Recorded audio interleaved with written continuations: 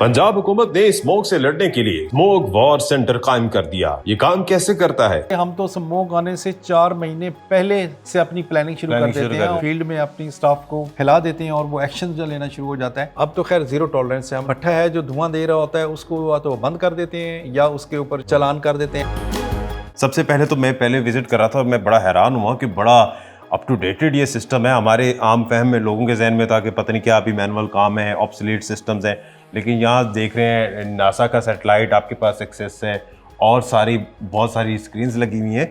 How is actually works, ये कैसे काम कर रहा है स्मोक वॉर रूम आपका? बेसिकली ये एनवायरनमेंट प्रोटेक्शन डिपार्टमेंट जो है उसका स्मोक कंट्रोल करने के लिए एक बहुत बड़ा एक कलीदी और बुनियादी रोल है। जैसे हम ये गाड़ी की स्टीयरिंग के होते हैं, हम एनवायरनमेंट प्रोटेक्शन डिपार्टमेंट जो है वो स्टीयरिंग के ऊपर है स्मोक को कंट्रोल करने के लिए।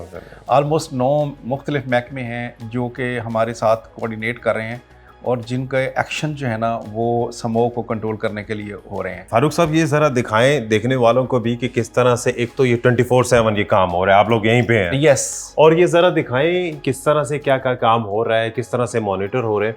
यहाँ पर अक्सर लोग छुप छुपा के भी आग लगा लेते हैं दूर दराज के इलाकों में फसलों को, वो जो बाक़ियात होती हैं तो सब दिख रहा है भाई।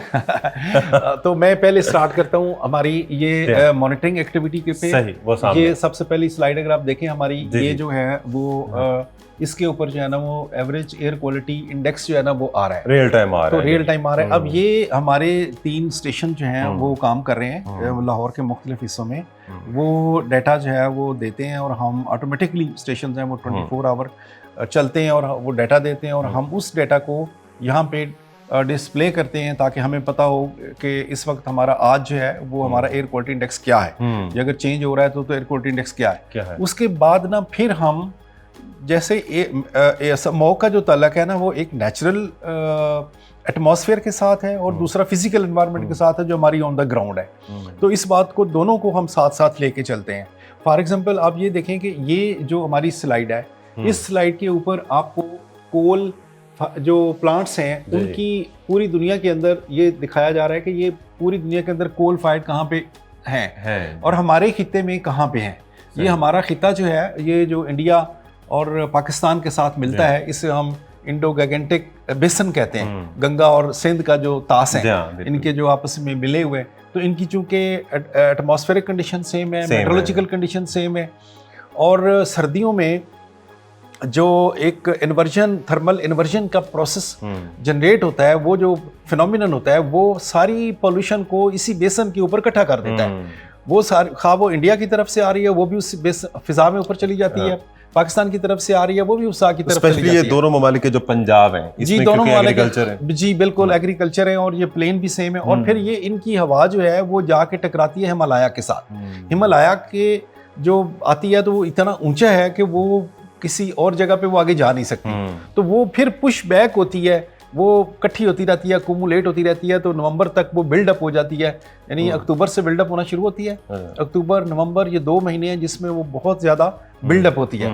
जब वो बिल्डअप होती है तो वो पूरा एक क्लाउड जो है वो इस पूरे दोनों पंजाब के ऊपर छा जाता है और उसमें हमारे प्लस फिर लोकल फैक्टर्स में एडअप होना शुरू हो जाते हैं। तो ये कोल के जो प्लांट हैं इस पे पूरी वर्ल्ड में हैं और इसमें सबसे ज़्यादा कोल प्लांट जो है ना ये इंडिया और चाइना में नज़र आपको आ रहे हैं। तो इंडिया में चूँकि पावर प्लांट सबसे ज़्यादा हैं, उनकी जो है वो प्रोडक्शन बहुत ज़्यादा है और बढ़ रही है, उनकी पेस ऑफ द डेवलपमेंट बहुत ज़्यादा है हमसे, और हमारा साइज़ हमारे से साइज़ भी बहुत ज़्यादा है। लिहाजा हमारी जो कोल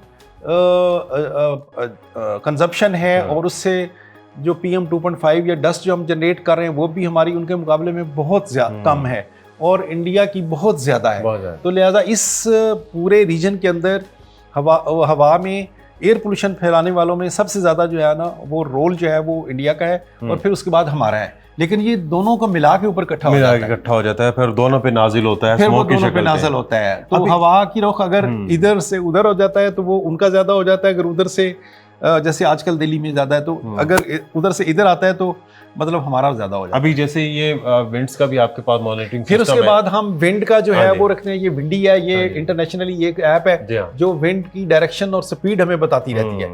तो अब आप इसमें देख रहे हैं कि विंड जो है वो नॉर्थ से या साउथ से ईस्ट की तरफ चल रही है। अब यानी कि इंडिया की तरफ जा रही है, अब इंडिया की तरफ opposite जा रही है। तो इसके बाद फिर हम ये एक और फैक्टर आप देख रहे हैं, हमारी जो स्टबल बर्निंग है, जो राइस, चूंकि इंडियन पंजाब और हम दोनों पंजाब मिलके हम राइस की मतलब बहुत ज़्यादा हज़ारों एकड़ लाखों एकड़ जो है उसके ऊपर ये पैडी होती है। तो उसमें जब पैडी ख़त्म होती है तो गंदम काश्त करने के लिए जल्दी होती है, काश्तकार को जला देते हैं। तो वो जो है ना वो फायर जब लगाते हैं तो ऑब्वियसली वो भी हमारे ये जो स्मोक ऑलरेडी शहरों में बड़ी होती है तो उसमें वो भी अपना हिस्सा डालते हैं। नासा का प्लैनेट है और उसकी जो तस्वीर है वो उसके ज़रिए से जितनी भी फायर एनॉमलीज आती हैं, आग लगी होती हैं, वो शो कर देता है। हम ये एग्रीकल्चर डिपार्टमेंट को देते हैं, डीसी और एसी साहबान भी इसमें इन्वॉल्व होते हैं, एग्रीकल्चर का महकमा इसमें इन्वॉल्व होता है, वो इसके ऊपर जाके वो एक्शन लेता है। सही। तो वो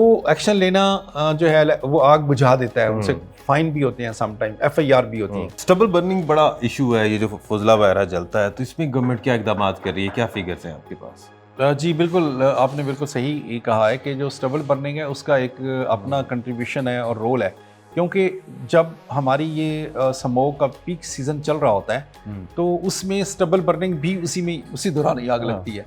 तो होती तो वो एक महीने के लिए है, लेकिन बहरहाल वो हमें अच्छा खासा कंट्रीब्यूशन होता है, वो हो जाती है। तो हम इसके खिलाफ जो है वो एग्रीकल्चर डिपार्टमेंट और लोकल जो एडमिनिस्ट्रेशन है, AC और DC साहबान, उनके साथ मिलके उनके थ्रू जो है फिर हम एक्शन लेते हैं। अच्छा। और ये जो आपको स्लाइड दिखा रही है ये कि कितने एक्शन जो है ना डे वाइज कितने हमने एक्शन लिए, डेली रिपोर्ट, ये एरिया बर्न कितना था, फायर एक्सटिंग्विशन कितनी की गई, फाइन कितना इम्पोज किया गया, पर्सन अरेस्ट जो है ना वो कितने किए गए हैं। अच्छा। तो ये सारी डिटेल जो है ना वो पूरी रिपोर्ट होती है जो गवर्नमेंट को जाती है। वॉर रूम हम देख रहे थे, आखिरी हिस्से भी मैं सोच रहा हूँ कि यहीं पे खत्म करें। विंडी तो हम आपने दिखाया, और क्या क्या है, जैसे ब्रिकलिन डाटा है इसमें, ये मार्च 2024 से अब तक का डाटा शो हो रहा है, क्या बता रहा है ये, क्या क्या तो परफॉर्मेंस के बारे में? इसमें जैसे जो कंट्रीब्यूटर ऑफ द स्मोक हैं, जैसे ब्रिकल्स हैं, इंडस्ट्रीज हैं, ट्रांसपोर्ट है, तो ये जो 3 हैं ये बहुत मेजर हैं। स्टबल बर्निंग को तो हम पहले डिस्कस कर चुके हैं। तो ये जो बड़े हैं उनके खिलाफ चूँकि हमारे स्पेशल स्क्वाड बने हुए हैं, एंटी स्मोक स्क्वाड, और वो हर जो भट्ठा है जो धुआं दे रहा होता है उसको या तो बंद कर देते हैं या उसके ऊपर जो है ना उसको चालान कर देते हैं, FIR दे देते हैं, फाइन कर देते हैं। अब तो खैर ज़ीरो टॉलरेंस है, हमने मुल्तान और लाहौर में सारे कोई भी भट्ठा का वो जिगजैग है या नहीं है वो चलने सारे की बंद है, हमने बंद कर। अच्छा, जिगजैग टेक्नोलॉजी वाले भी बंद है, सारे बंद कर दिए क्योंकि स्मोक की सिचुएशन इतनी ज़्यादा ख़राब हो गई थी, इसलिए हमने वो बंद कर दी थी। ये वो एक्टिविटी है जो हमारा जो फील्ड स्टाफ उनके खिलाफ ले रहा है, ये उसकी समरी यहाँ पे आ रही है। सही। अच्छा, इसका मतलब है कि आपका जो डिपार्टमेंट है वो प्री स्मोक भी मेजरमेंट लेता है, काम करता है? एग्जैक्टली। हम तो प्री स्मोक से, हम तो स्मोक आने से 4 महीने पहले से अपनी प्लानिंग शुरू कर देते हैं और अपने फील्ड में अपनी स्टाफ को हिला देते हैं और वो एक्शन जो लेना शुरू हो जाता है।